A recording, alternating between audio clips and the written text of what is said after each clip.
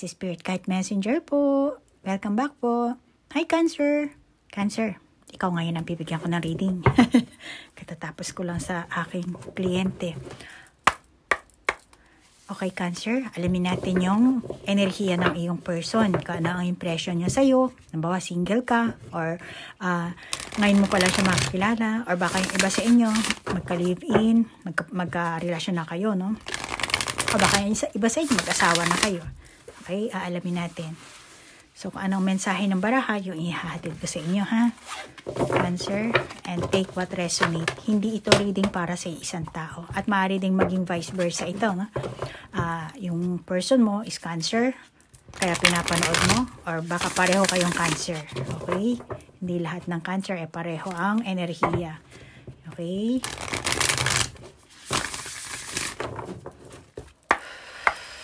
So, Cancer, kung kailan mo mapapanood ang video ito, ano?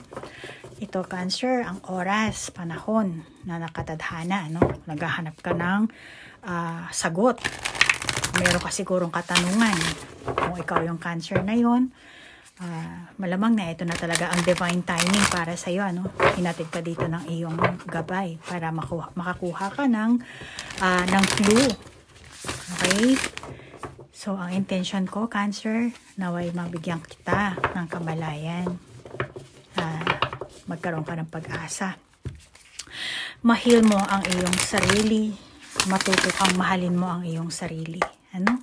At mahalin din ang ibang tao. Okay, Cancer?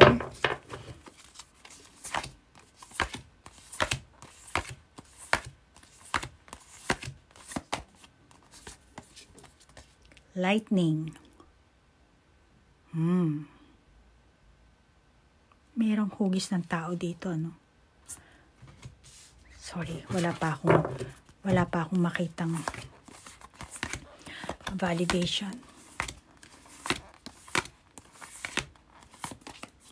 The owl. Laki ng mata niya, oh. Itim yung mata niya. Klaro talaga yung pagkaitim, ano?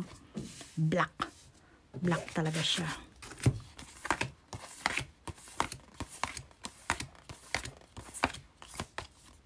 The Council. Okay, meron ako na pipick up na ano.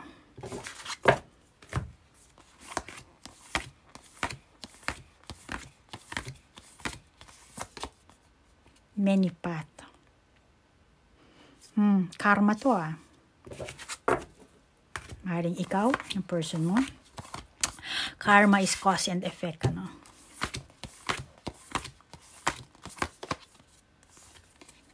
The lower world. Sabi ko na nga ba't karma to, eh. Karma tong nakakita ko dito sa'yo. Cancer. O, pagka negatibo ang baraha, pag mo sasabihin na hindi ako ganyan. Pag hindi ka ganyan, ibig sabihin hindi ikaw yan, ha, Cancer. Okay? Be open mind. Hindi ito reading para sa isang Cancer lang.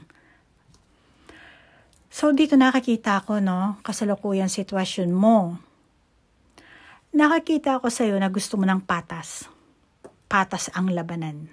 Patas ang sitwasyon. Kung merong may nagkamali, kung meron mang kailangan ng responsibilidad, kailangan patas, kailangan, kasi dito ko nakakita ang lightning at saka ang the lower world, ano? Pareho yung kulay nila, ano?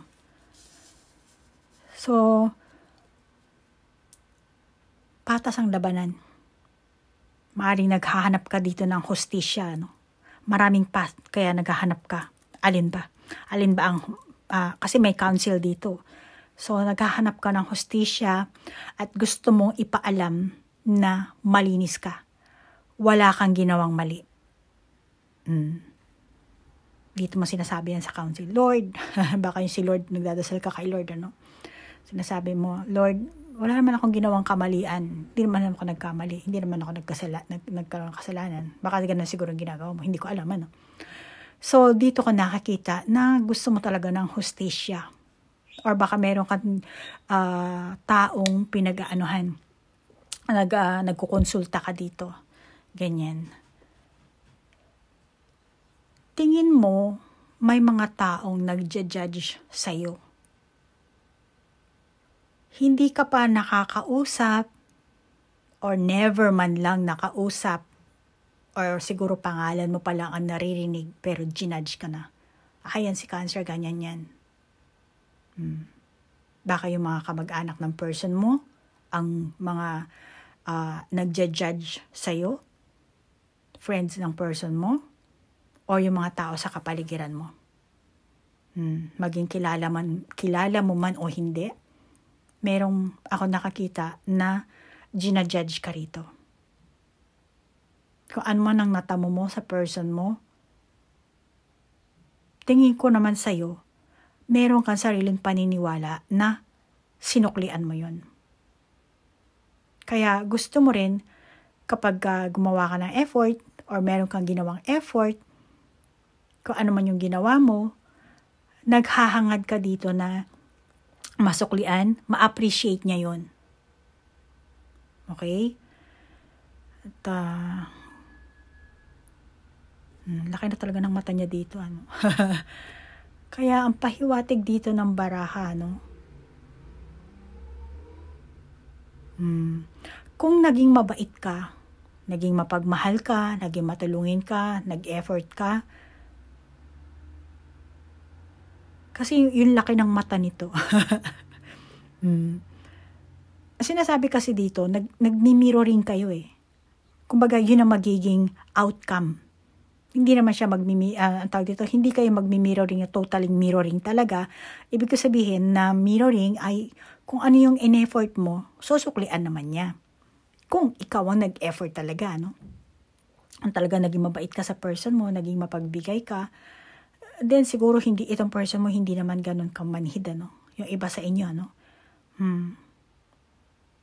iba sa inyo, yan ang pahiwatig ng baraha. Kung meron ka mga hindi balanse sa buhay mo, let's say yung pag-uugali mo,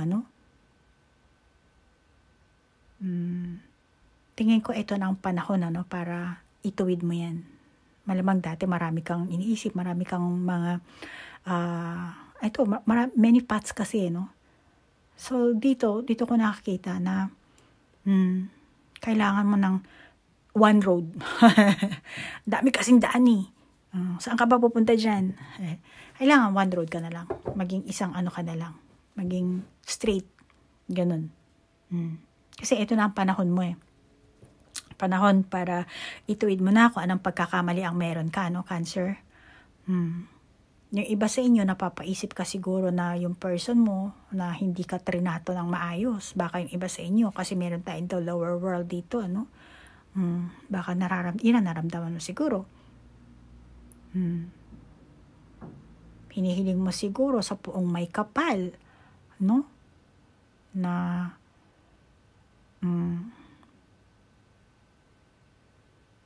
karmahin itong person na to. Siya ang makaranas ng the lower world. Hindi ikaw. Baka yan ang wish mo, hinihiling mo, Lord, or nagiging bukang bibig mo. Sana karmahin ka rin yan, ganun. Malamang yung iba sa inyo, hindi mo alam sa sarili mo na ikaw mismo ang ng agrabyado ng person mo, Baka nangako ka ng kasal, Bawa lalaking Cancer ka, nangako ka ng kasal dito sa person mo. Pero ang totoo, wala ka naman balak, hanggang salita ka lang. Kayo nang bahalang mag-adjust dyan, kung ano ang nakaresonate sa inyo, So, alamin naman natin yung energy ng person mo, Ano ba ang iniisip niya? Ano ba ang nararamdaman niya? Impression niya?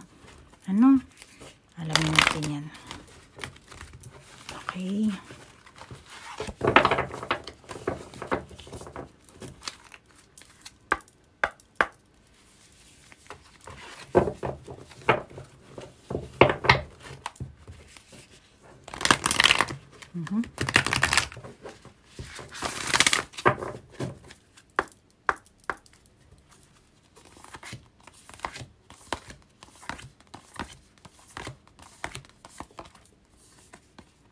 Courage.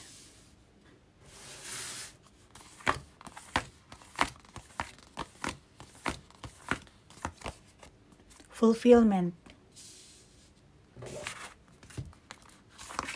Tingin ko itong person mo, ano to, inosente. Release.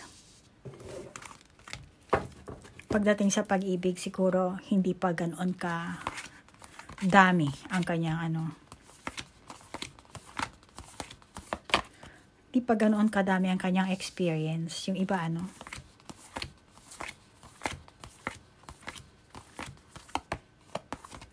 freedom. Oh. Pagdating sa pag-ibig,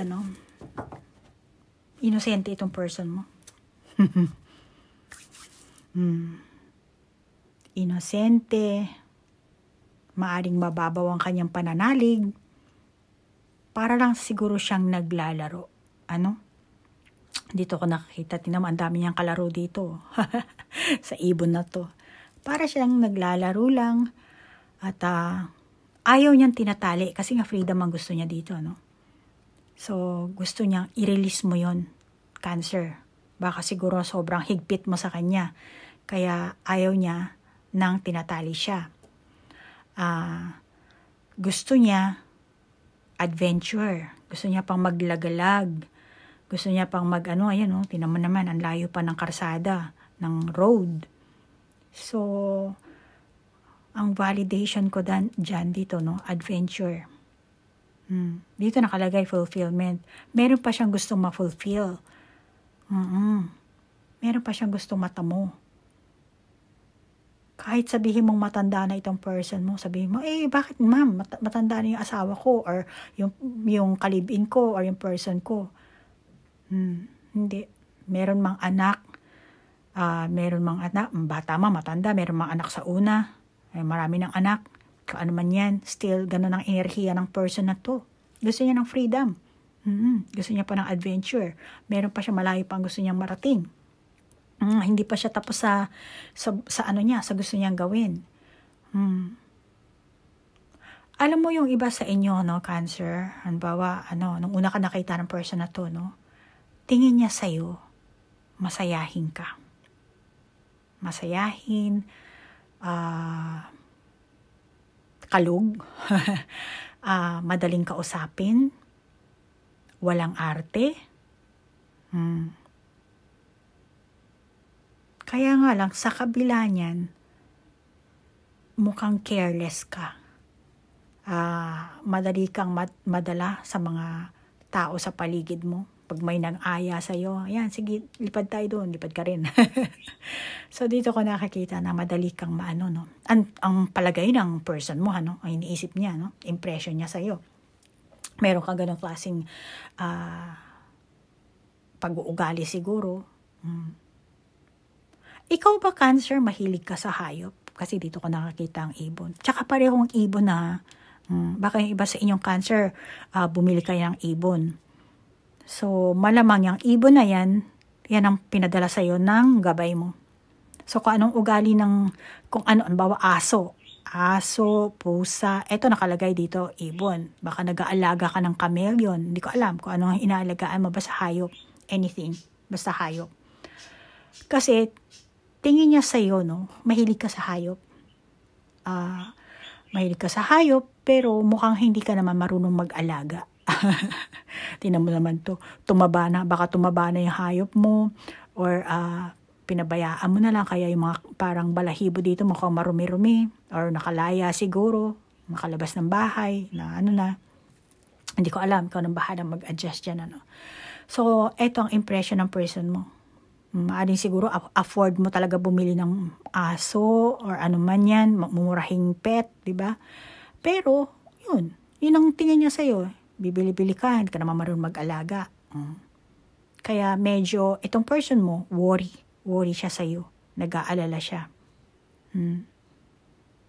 Kasi, malamang itong person mo, mahilig din to sa hayop. Teka nga. Mahilig to sa hayop. Mapagmahal din itong person mo. Akala mo ba?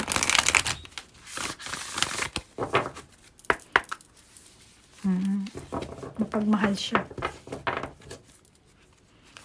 Nagre-ring na naman yung aking phone. Ayan, healing chaos. Teka. Dadamihan na natin ang ating baraha. Naglalabasan na ang ating ano. Hindi siya maano dito. Mapagmahal siya, no? At alam ba, ang isang masasabi ko paano pahiwatig nitong ating mga baraha dito.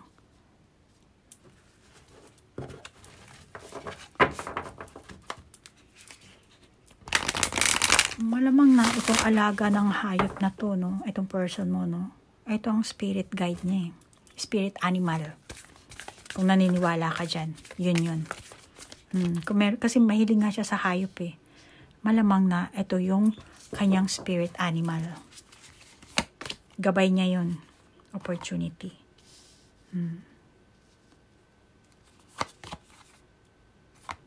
Happiness. Okay. Naget ko na.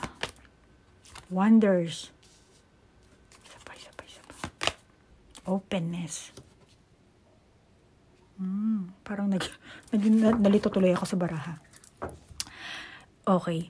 So, meron siyang alagang hayop na yun ang gabay niya. Malamang ano. Kaya kung ano man ang alaga niyang hayop, yun ang karakteristik niya. Okay? Meron silang similarity. At yung ugali ng ano niya na, ng kung ano man yung inaalagaan niya. Baka nag-aalaga ng goldfish. Eto, dolphin ito. Depende kung malaki ba bahay mo eh. O kaya baka nagtatrabaho ka sa ano. Ikaw hindi ikaw cancer. Yung itong person mo, nagkatrabaho siya sa, ano ba to? Yung aquarium, ano ba to? Sa zoo, yung ganun. At nag-aalaga siya. Meron siya inaalagaan. Depende, baka breeder, o ganyan. So, dito ko nakakita na, pareho kayo. Pareho kayong mahilig sa hayop talaga, At tingin ng person mo, meron kang ideal na relationship, ideal na life, ideal person, just like nung looks ng isang tao, or yung education, or yung masasabi nating lifestyle, yung mga ganyan. Kasi wonders, happy, opportunity. Alam mo, nung una kanyang nakita, itong person mo, kasi nga, happiness, di ba? Then openness, ang gusto niya kasi, alam mo yung mga dolphin, parang naglalaro lang yung mga yan eh. Gusto nito palagi naglalaro, mga dolphin. Kaya, just for fun lang siya. Nung una kanya nakilala. Baka yung iba sa inyo, Pero siguro yung iba sa inyo, nauwi na kayo sa pagiging mag-asawa or pagiging magkarelasyon. Or kung hindi ka pa, kung cancer, hindi mo pa nakakilala itong person na to, or nasa tabi-tabi lang, ito ang motibo niya. Ang iniisip niya, So, gusto kanya makilala, pero hindi pa sa ganong kalalim na sitwasyon agad ang papasukan niya, Hindi agad-agad siya makakapag-commit sa'yo. Lalapit ito sa'yo just for fun. Okay? Kahit na sabihin mong long distance pa kayo, kung saan ba, kung bawa sa internet lang, basta gusto kanya lang makilala just for fun. Kasi naghahanap pa siya ng excitement. Kaya nga hindi siya magko-commit kasi gusto niya pa ng freedom at wala pa siyang wala pa siyang napufulfill sa buhay niya, Maaari siguro bata pa kasi katulad ng sabi ko nga may pagka-inosente pa to, So wala pa. Kaunti pa lang siguro ang experience nito sa love life. Kaya gusto niya lang fun, chill. Gusto niya palagi siyang excited, yung ganon. Kahit nasabihin mong marami pa tong karelasyon, naging veterano na to sa pagiging marami siya naging karelasyon, still na andun pa rin ang kanyang ganong klaseng energy. Excitement, yun ang hinahanap niya. Playful kasi siya, Okay? And open siya kahit sa anong gender ang papasok sa kanya. Yan ang nakakita ko. Okay? And, pera pa dyan, ang gusto niya kasi maka-experience ng new things. Bagong, basta, bago. Ganyan. New things, new opportunity.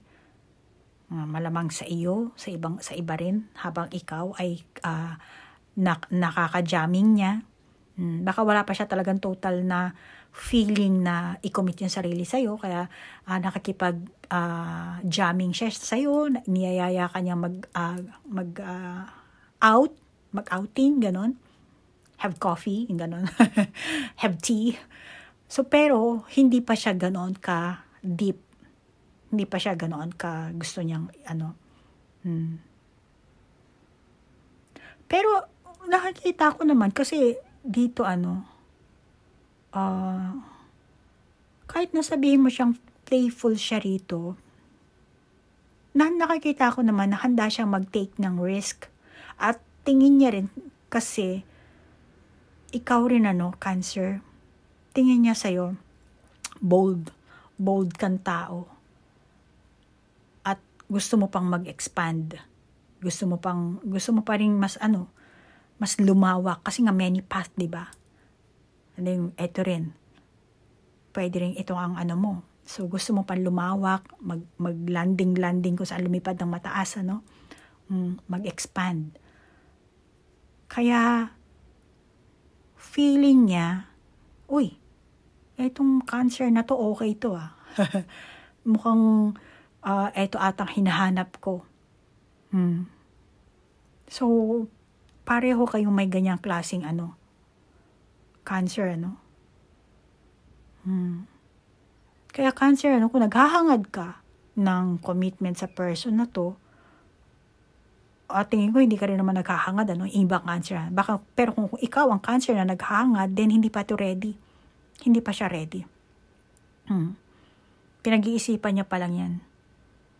Pero hindi pa ngayon. Malamang na siguro kung pag lumalim na ang inyong relationship, daan lang siya mas magbago, mas mag-iba yung ihip ng hangin, Pero this time, nakakita ko, hindi pa siya ready.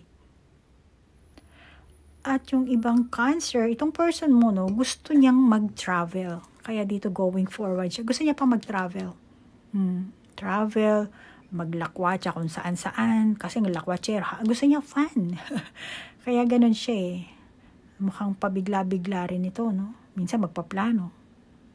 Pero mostly, kung ano yung maisipan niya talaga. Kasi ganyan ang mga dolphin Pag naisipan na maglalaro. Parang parang hayop, di ba? Parang mga baby, yung ganyan. So, pag naisipan niyang lumangoy ng ganito, go agad siya. So, ganun ang energy nito, ng person na to. Nakakita ko ang magiging resulta nyo dito ngayon sa ating mga baraha. Kung ipagpapatuloy nyo, ikaw, Cancer, kung itong person na to, o ipagpapatuloy mo ang pakikipagrelasyon dito sa taong to, So, sinasabi sa'yo ng baraha, kailangan mong mag-sacrifice. Kasi nga, impulsive to Pag gusto niyang ganito. Gusto niya ditong daan, dito siya. Dito naman. Ganun siya Free-spirited, kumbaga. Bigla-bigla na lang nagdidesisyon.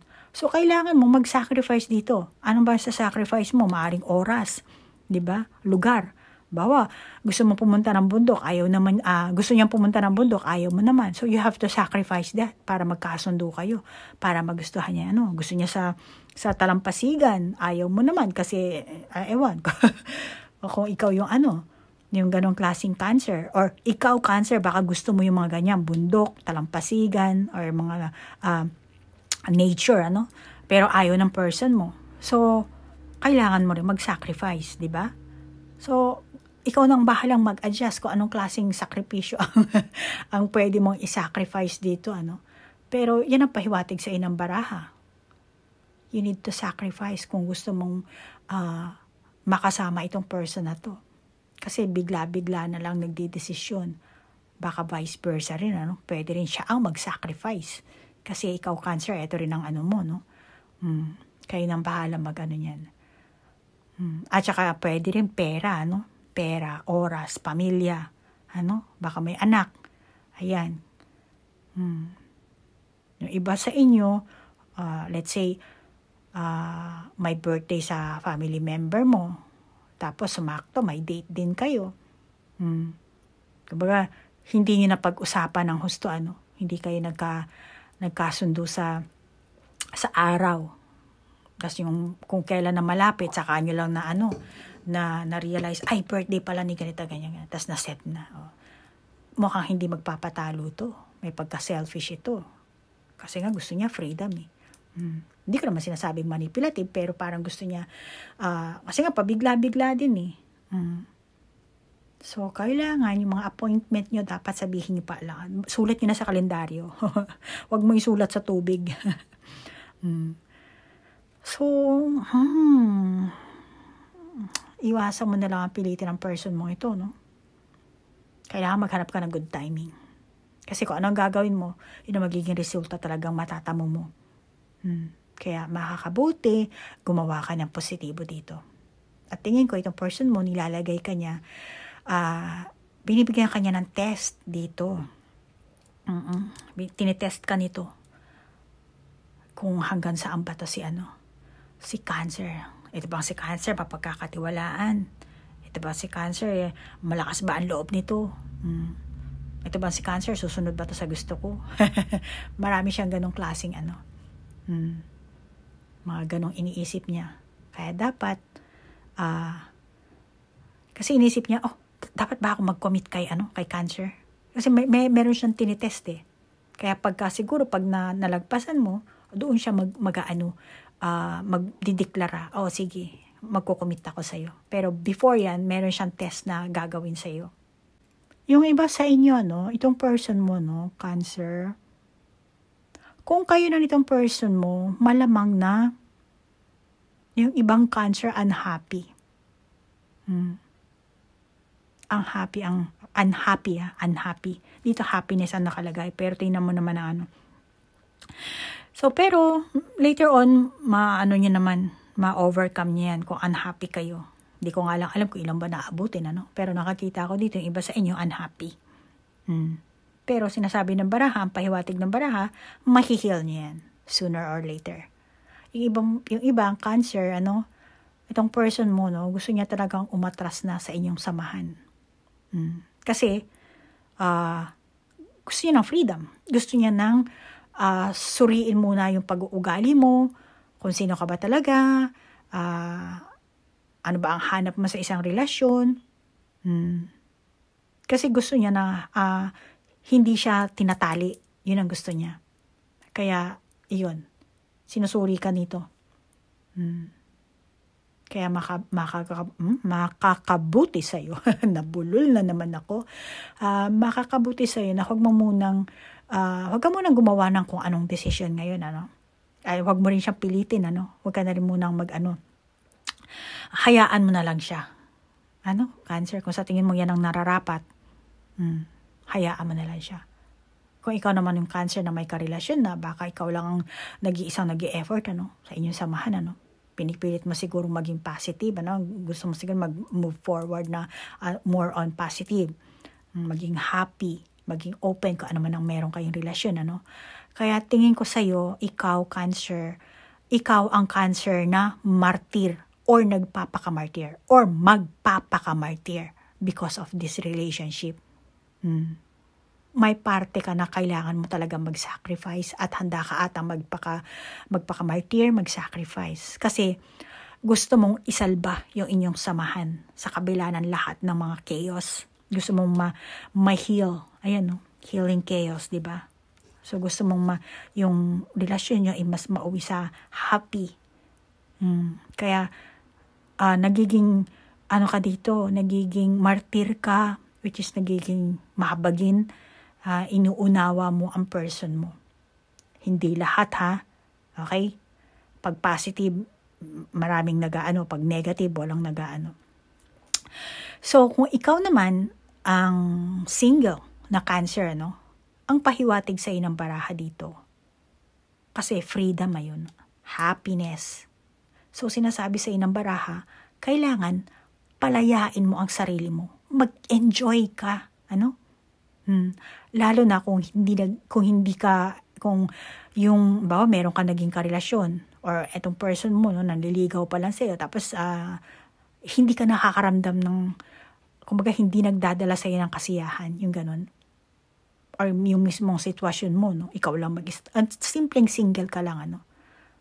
So, kahit ano pa ang mo, basta single ka, then kailangan mo ng freedom, palayain mo ang sarili mo, kung meron kang past na trauma, papasayahin mo ang sarili mo.